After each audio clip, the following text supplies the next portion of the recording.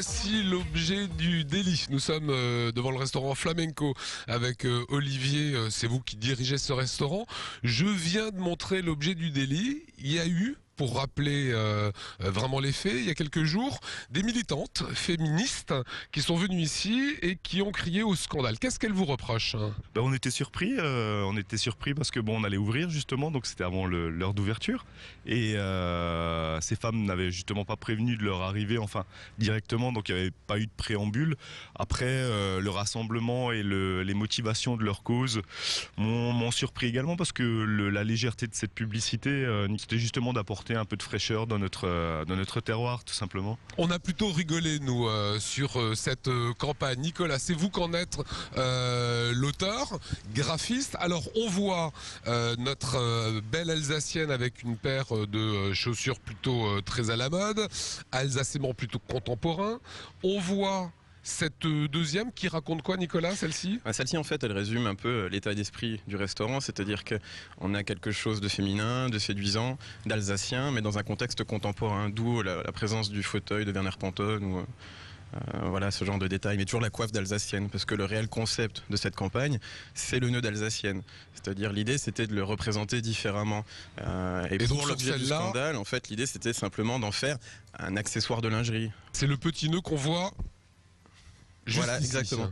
Donc après, moi je pense qu'il y a eu beaucoup de campagnes qui ont été faites ces dernières années avec l'alsacienne. On a vu des alsaciennes au gros sein, des choses comme ça.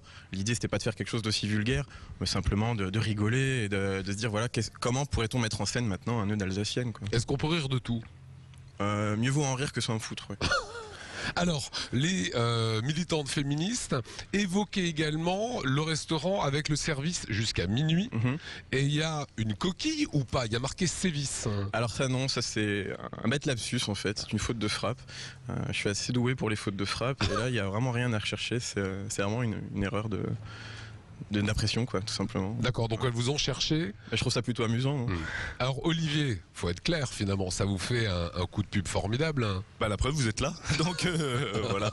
Mais nos clients, nos habitués, même les gens qui connaissent l'esprit de la maison sont assez surpris comme nous et le prennent avec beaucoup de légèreté. Donc moi, hormis ces féministes qui nous ont envoyé quand même pas mal de mails, de lettres, etc. Je trouve juste un peu dommage qu'elle ne nous ait pas rencontrés autour d'un café justement pour parler de cette campagne. C'était pas super cool, mais bon, voilà quoi. Voilà, bon, on avait aussi envie de donner la parole sur Alsace 20 aux graphistes, aux concepteurs de cette publicité. Qu'est-ce que vous allez faire maintenant, Olivier? Vous les gardez en set de table ou vous les enlevez? Bien sûr, non, parce qu'elles ont quand même beaucoup de succès. Les gens repartent avec le set. On nous demande après le repas justement d'avoir un exemplaire, justement surtout après de cette polémique, parce qu'on en a parlé beaucoup. Donc moi, sur le mot de la fin, je dirais juste un mot, mesdames, détendez-vous du slip. C'est des grands malades. Voilà, sur Alsace 20, c'est le petit clin d'œil, c'est les droits de réponse qu'on donne à tous, c'est ce qu'on appelle aussi la liberté d'expression.